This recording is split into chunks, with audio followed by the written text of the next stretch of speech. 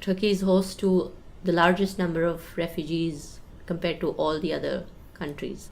The Yusra Community Center is a volunteer-run community center started in Balat, Istanbul. A few months earlier, a group of volunteers, we started working in the area to bring in some basic necessities for the refugee families that were living here. Many of them had newly arrived here and had nothing. We first went to a mosque to find out where the families lived, and the children there took us to their homes, saying that they needed warm clothes and jackets and shoes. And once we went to one family, then the families told us about other families that needed help. And that's how we kind of started identifying families, collecting donations, and bringing them to these families. Coming here, I realized there was a lot of need. Like, a lot of people needed a lot of help. And not just basic necessities. I saw there were children who were not being able to go to school. People needed help with going to hospitals. People needed help going to get registered. They didn't know which schools would take their children in. So there were a lot of gaps in information that I thought needed to be filled. It's very hard for them to get by on the kind of money that they manage to earn if they manage to get a job in the first place.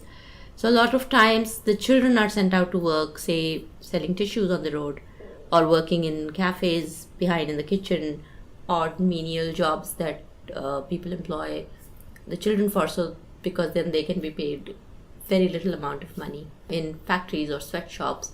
Syrian schools running here which are trying to bridge the gap between what they were learning in Syria for them to be able to transition into a Turkish school. But those Syrian schools, because they are being run by individuals with their own funding, so they have to charge their students, and some of the parents are not able to afford that either, and also they are not able to rent houses. The houses are pretty expensive. 3 families rent a house with 1 room. Previously I have run a community center in Mumbai, India, where I come from, for street and slum children, and that's been very successful in reaching out to the neighborhood and the people in the community. I thought I would just start a community center where people could just come in and get whatever they needed. Supplies, clothes, information, have classes for children. Just a nice place for children to come in and, instead of running around in the streets, they could have a space here where they could have access to books, toys. And these are children who've come from very traumatic experiences. They've traveled, sometimes on foot, to get here to a safe place, but they don't have a steady life here. Their childhoods are getting ruined. I thought this would be a nice place for children to come and be children. The reason why a lot of the children don't go to school and don't go to Turkish schools is because of the language difficulty.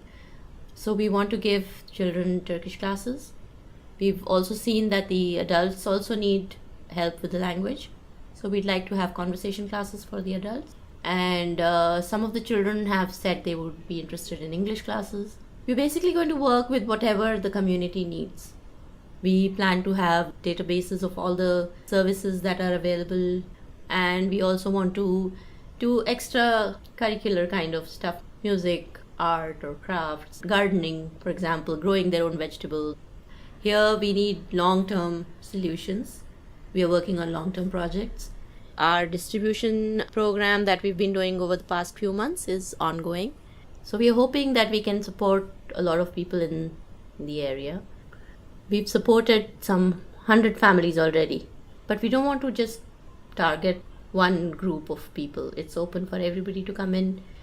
If there are people who are not refugees but are in need, they're welcome to come and get support here.